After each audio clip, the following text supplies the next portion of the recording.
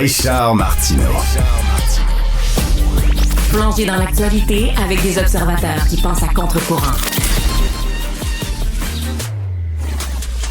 Alors, je suis avec Sophie Durocher. Mais Sophie, j'ai reçu le PDG du Conseil national des musulmans canadiens, puis ça a brassé pas mal. On a reçu beaucoup de commentaires. Stéphanie, t'en as 2 à nous lire. Oui, d'abord, c'est Toufik qui nous a écrit pour dire, bon, concernant l'entrevue, à la fin, il parlait que les hommes au Mali portaient un voile, tu sais, parce que tu le challengeais un peu là, sur le fait que c'est bien beau les femmes, mais les hommes dans tout ça. Puis il dit, oui, c'est vrai, mais attention, c'est un foulard porté par les Touaregs pour se protéger du soleil et du sable. Il dit, je n'ai jamais vu un Touareg ici à Montréal ou ailleurs avec leurs habits ou essayer de convaincre d'autres à le porter. Okay, puis le Touareg, quand il se promène dans les rues, quand il n'est pas dans le désert, il va pas se promener avec ça, parce que c'est vraiment pour se protéger de...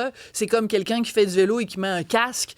Le casque n'a pas de signification religieuse ou quoi que ce soit. Là. Autre commentaire? On a aussi un médecin qui nous a écrit, un médecin qui fait beaucoup de suivi de grossesse et qui dit que beaucoup de patientes portent le niqab. Vous seriez surpris de voir qu'une grande proportion sont des femmes instruites, des convertis qui le portent par provocation pour tester la démocratie. Excellent, intéressant.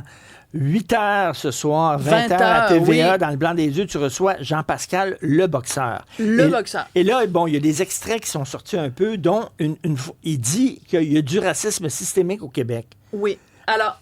T'es-tu pogné avec ou en même temps c'est une entrevue? Tu le laisses parler puis lui il dit ce qu'il pense. C'est ça une entrevue. L'idée dans le blanc des yeux, c'est de poser des questions puis d'écouter les réponses. Ben c'est ça. C'est pas une émission de débat, c'est pas une confrontation, ça veut pas dire que je suis complaisante d'aucune façon avec les invités. La preuve, l'entrevue que j'ai faite avec Denis Coderre. Mais dans ce cas-ci, il faut expliquer le contexte aussi dans lequel Jean-Pascal m'a fait cette réponse. D'ailleurs, on va l'écouter l'extrait dans quelques instants, mais je veux juste faire la mise en contexte parce que tu peux pas prendre une phrase puis la sortir de son contexte. C'est pas honnête pour l'invité. Alors voici. Jean-Pascal poursuit le service de police de la ville de Montréal et 2 policiers. Pourquoi? Il les poursuit pour 2 millions de dollars pour atteinte à sa réputation et perte de revenus.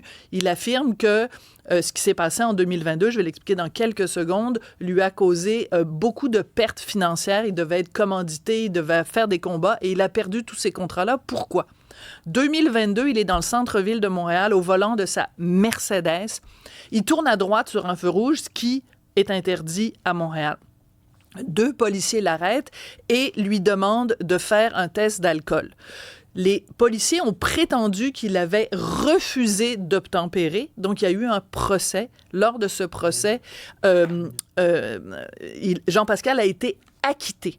Donc, une fois qu'il a été acquitté et que sa réputation était donc blanchie, lui poursuit les policiers. Donc, c'est dans ce contexte-là que lui m'a dit... Et on va l'entendre. S'il n'avait pas été noir, lui considère que tout ça ne serait pas arrivé. On peut écouter le premier extrait. Définitivement, il y a du racisme au Québec. Moi, ça a pris un peu de temps avant que je subisse ce racisme-là. Mais cependant, effectivement, oui. Je crois que cette soirée-là, si je n'avais pas été noir et non plus Jean-Pascal, je crois qu'on m'aurait laissé aller. Je ne suis pas le petit garçon de Saint-Michel de 20 ans qui n'a pas de moyens pour se défendre. Moi, j'allais me défendre. Je me suis pris une bonne avocate.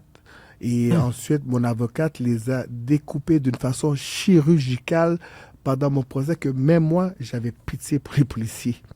Et c'est intéressant parce qu'il m'a raconté en entrevue très brièvement, il m'a dit quand il s'est fait arrêter, il a regardé le policier et il lui a dit « Toi, t'as pogné le mauvais mot en haine. » Moi, je peux pas le dire. Lui prononce ce mot-là et moi, je suis un peu choquée pendant l'entrevue et il me dit, mais c'est parce que les policiers, entre eux, quand ils parlent de nous, les Noirs, ils parlent comme ça. Écoute, rapidement, là, quand il est venu dans la salle de nouvelles, là, après avoir donné ton entrevue là, dans le blanc des yeux, tout le monde l'entourait. Il est une star. C'est une star et il est pas venu seul parce qu'il est venu avec sa ceinture Ring of Rings et tous les gars voulaient toucher ça comme si c'était le Saint Graal.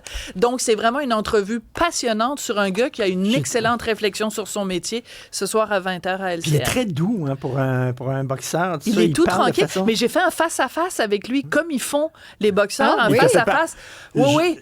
J'ai été terrorisée. Jean-Philippe Leroux à la mise en onde, Maxime Sayer, Alexandre Moranville-Ouellette à la recherche, à la mise en ligne, Fred Bastien, l'homme à la voix testiculaire et à le gardien du temps impitoyable, Olivier Guillet. Merci beaucoup. Passez un bon week-end à lundi.